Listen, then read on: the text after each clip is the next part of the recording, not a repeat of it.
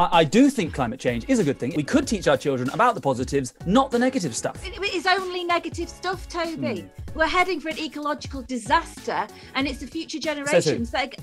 Yep.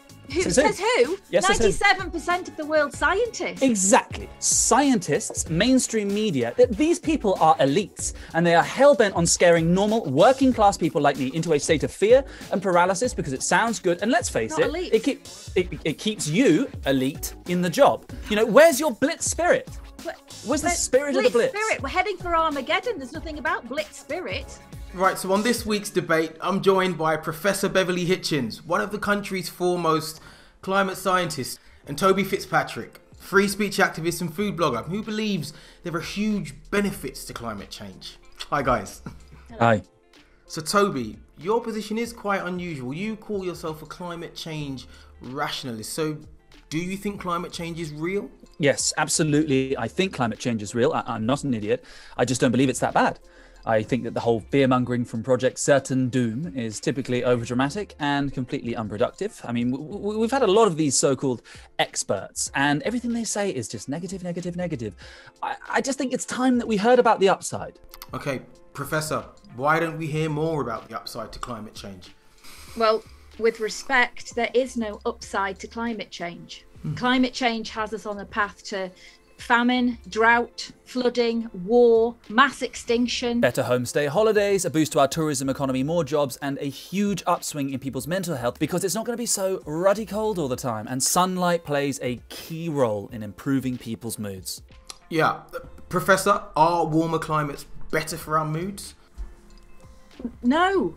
Not if it means extinction. No, that would put me in quite a bad mood. And actually, I find it rather bizarre that you're using mental health as a reason not to do anything about climate change. Toby, where are you getting your information from? Online. Online. I mean, fantastic. there's a lot of good information out there, Professor. Yeah, Well, right, exactly. There is a lot of talk about species of animals that will perish due to climate change.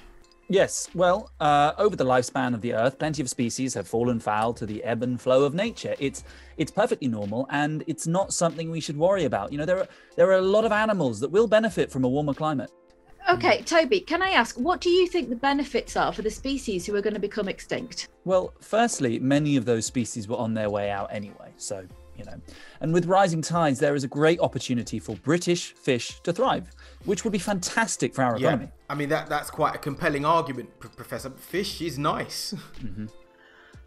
Okay, I don't think that the fact that sea levels are rising is an opportunity, it's a tragedy. Toby, are you okay with submerging parts of the UK underwater? I mean, just because fish is nice, you're going to need a snorkel to live. Come on, but snorkeling is fun. It's fun, right? It's absolutely fun. And there's obviously going to be winners and losers, but I would prefer it if our winners were good, honest, working people. And if that means I don't see an Arctic penguin again, then so be it. Yeah, right. But climate change is going to have an immeasurable impact on the global economy.